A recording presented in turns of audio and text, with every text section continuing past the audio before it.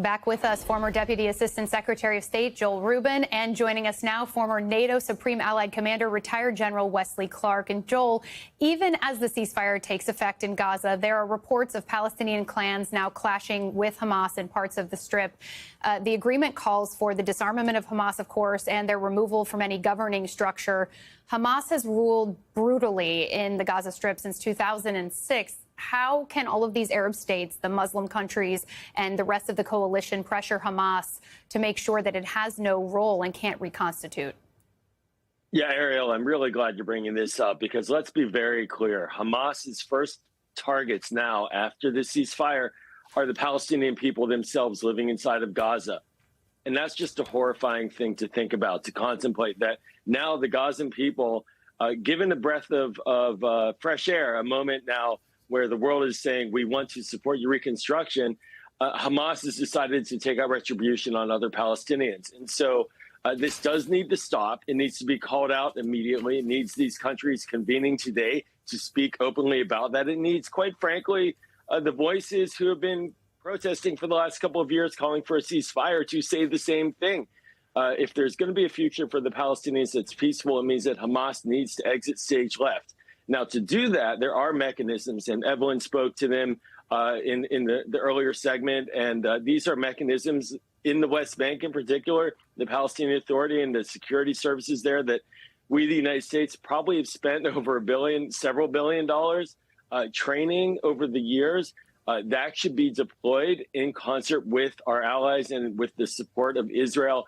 And it also means that we're going to need to be monitoring that and have monitors in place. 200 American service members will be in the region. I believe they'll have some level of monitoring capacity, but this is going to have to be robust, detail-driven monitoring as well. General Clark, the Washington Post reports that despite the bombastic statements from Arab leaders condemning Israel throughout this war, senior Israeli and Arab military officials have been partnering in meetings and in trainings facilitated by the U.S. This probably comes as no surprise to you, but is this a positive sign that regional cooperation is possible going forward? Yes, it is. But I'd just like to return to this issue of the current conflict in Gaza. The truth is that Hamas is reestablishing its authority over the Palestinian people. 7,000 Hamas fighters surfaced. They're eliminating potential opposition groups, and they're going to demand their place in this. And so we're a long way from fixing this problem. Got to get strategic consent from Hamas to give up its weapons, give up its infrastructure, and move off the scene. And until you get that, you're looking at a conflict situation. We don't know how long it's going to take for a security force to be assembled. 3 weeks would be incredible, more like 2 to 3 months. And during that time, Hamas is going to be doing everything it can to cement its place as the ruler of Gaza.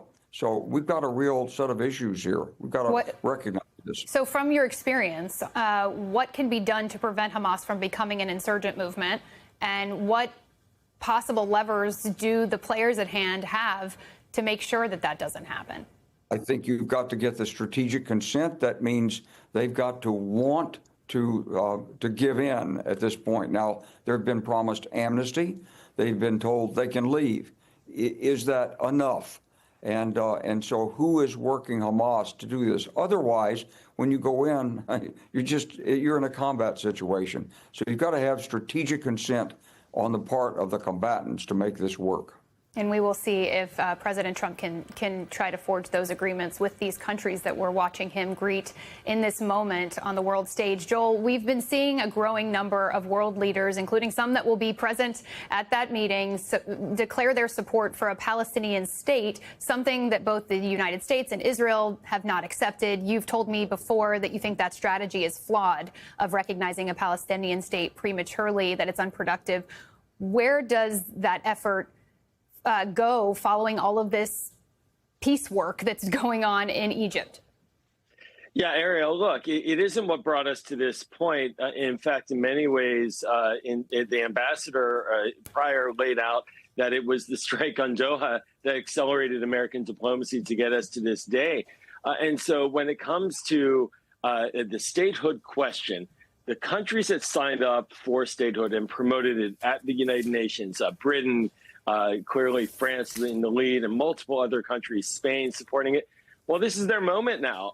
If they do want there to be statehood, this is where they need to tell Hamas to, bluntly put it, knock it off, to allow for the Palestinian people to breathe.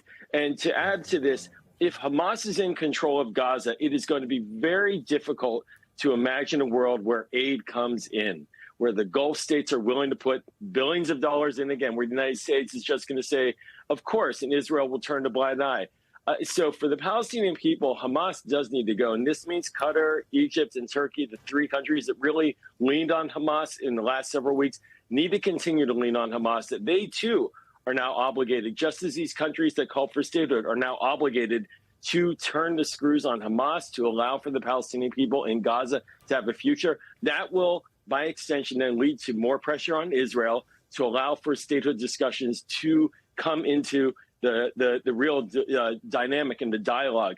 We're not there yet, but the first step is to move Hamas out and have the international partners that we have been working with to lean in and get them out of the way so reconstruction can move forward. I couldn't help but notice, Joel, as you were speaking, that the president was shaking hands with the French leader who has recognized a Palestinian state. The irony is not lost there. General Wesley Clark and Joel Rubin, thank you both so much for joining us.